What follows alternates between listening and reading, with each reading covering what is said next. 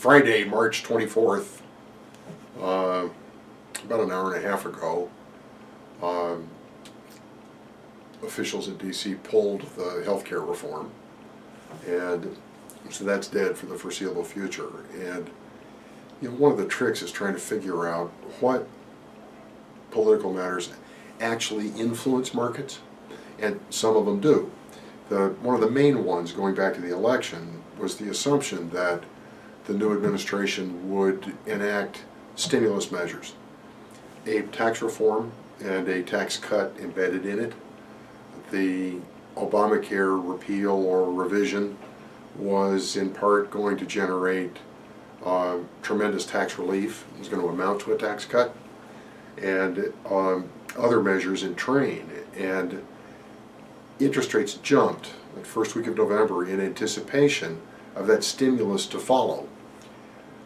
I wouldn't want to bet on a lot of that stimulus now. And so rates are down. We're sitting here with mortgage rates almost 0.25% lower today than they were when the Fed tightened 2 weeks ago. So long-term rates have come down. Short-term rates, the 2-year T-note, not so far. So the yield curve has flattened in anticipation that the Fed is still coming. So I wouldn't bet on a continuation of the drop in mortgage rates, but we could stay where we are for some time until we see some more from the economy. Two other forces pulling down on rates. The long story is in the link next to this video on the webpage. Two other forces. Oil has fallen out of bed. The assumption had been for the last 2 or 3 months that a new Saudi Arabian arranged oil cartel would push up on oil prices, and they did. They knocked them up above $55 a barrel into the high 50s, and looked as though it would keep going. Now we're back down to 47, and looking as though the price pressure, mostly from American production, may drive oil prices back down to 40, something like that, which immediately takes away any fear that the Fed's got for inflation, and in fact can undermine their intention to continue to tighten because inflation's not a threat. Also pulling down on our rates are foreign central banks. The European Central Bank and Bank of Japan are still furiously buying IOUs in order to stimulate their economies and to get them out of deflation. They're out of deflation now, but they're not really going anywhere.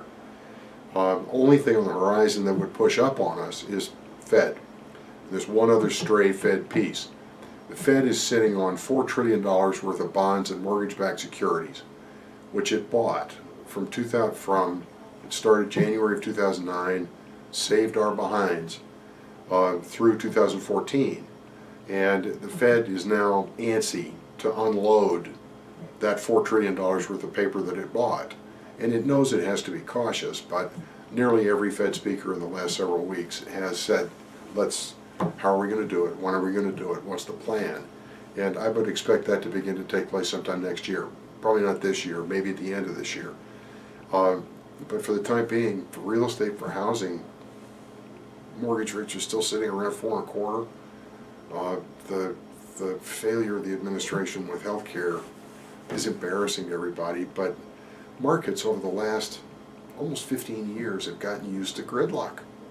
And this is this unique, weird country where if we don't have a central government that's doing much of anything, we just keep on going. We go to work every day, do our deals, and things are fine. Have a nice weekend.